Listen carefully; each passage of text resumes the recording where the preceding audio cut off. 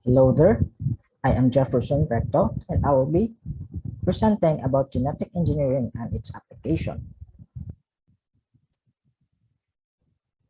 Do you see the difference between these two corn? One of these corn is genetically modified to resist insect pest infestation, and that is a product of genetic engineering. So what is genetic engineering? Genetic engineering, or also known as genetic modification, is a process that uses laboratory-based technologies to alter the DNA makeup of an organism. This may involve changing a single base pair, deleting a region of the DNA, or adding a new segment of DNA. For example, genetic engineering may involve adding a gene from one species to an organism from a different species to produce a desired trait. It is used in research and industry.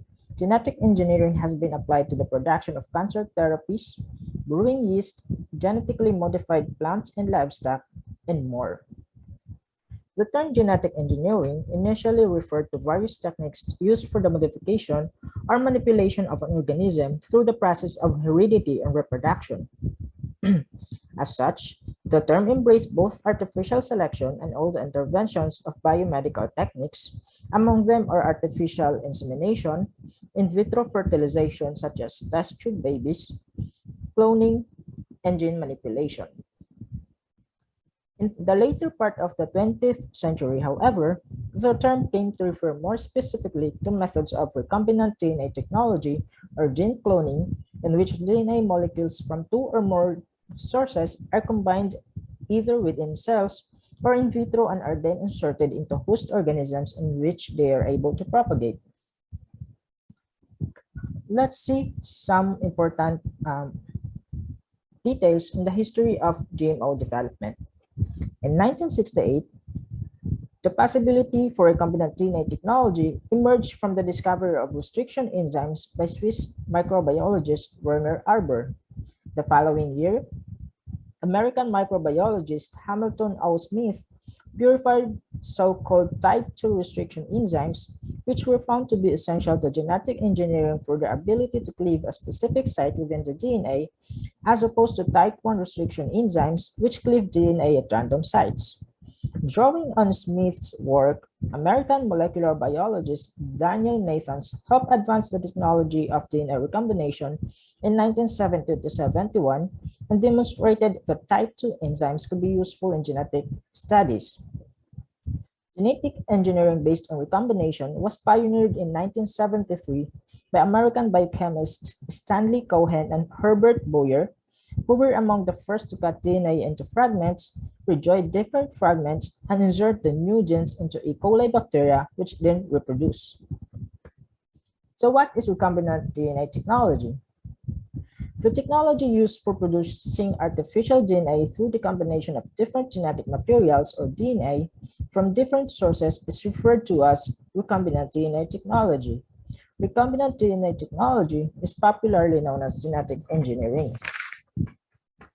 Inserting the desired gene into the genome of the host is not as easy as it sounds. It involves the selection of the desired gene for administration into the host, followed by a selection of the perfect vector with which the gene has to be integrated and recombinant DNA formed.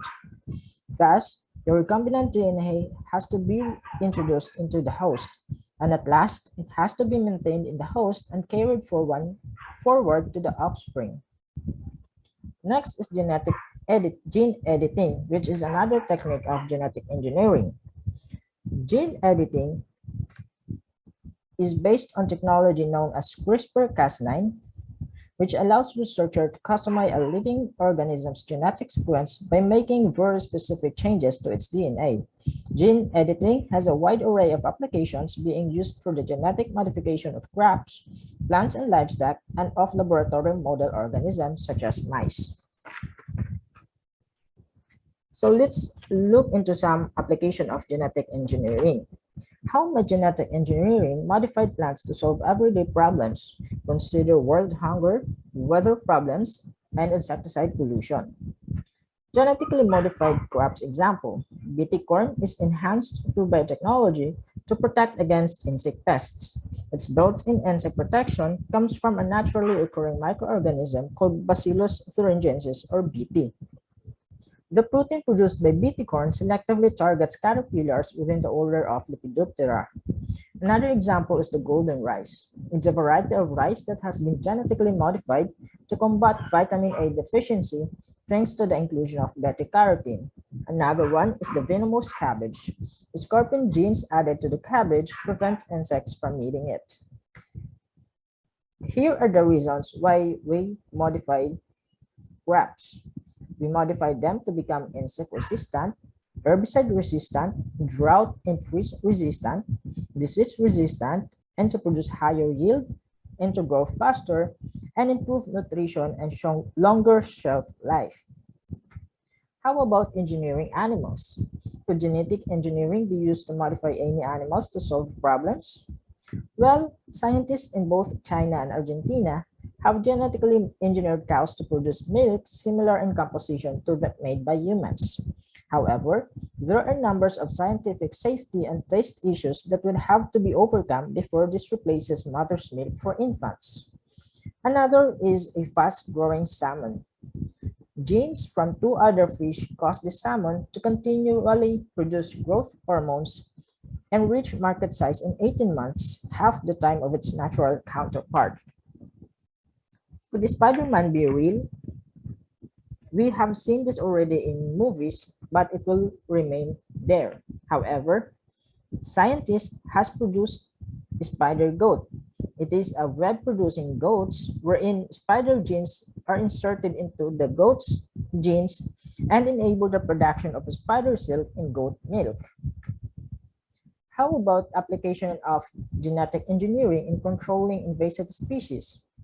Scientists have recognized the potential for applying gene drive technologies to the control of invasive species for several years.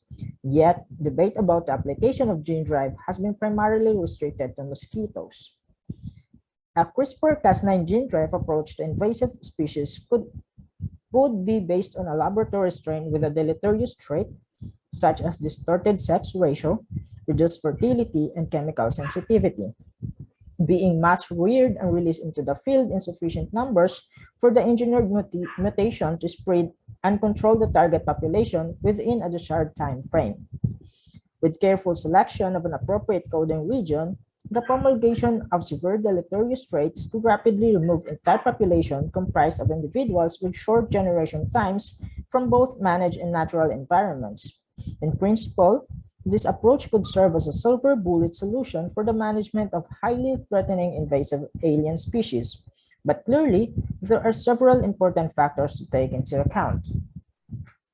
So what are some concerns regarding genetically modified foods in animals?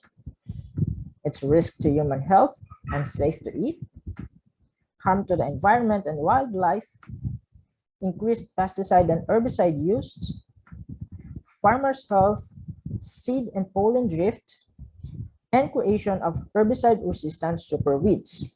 And how about genetic engineering in human? Well, I leave it just there. That's all for my video. Thank you for listening, and I hope you learned something from it. Thanks for watching.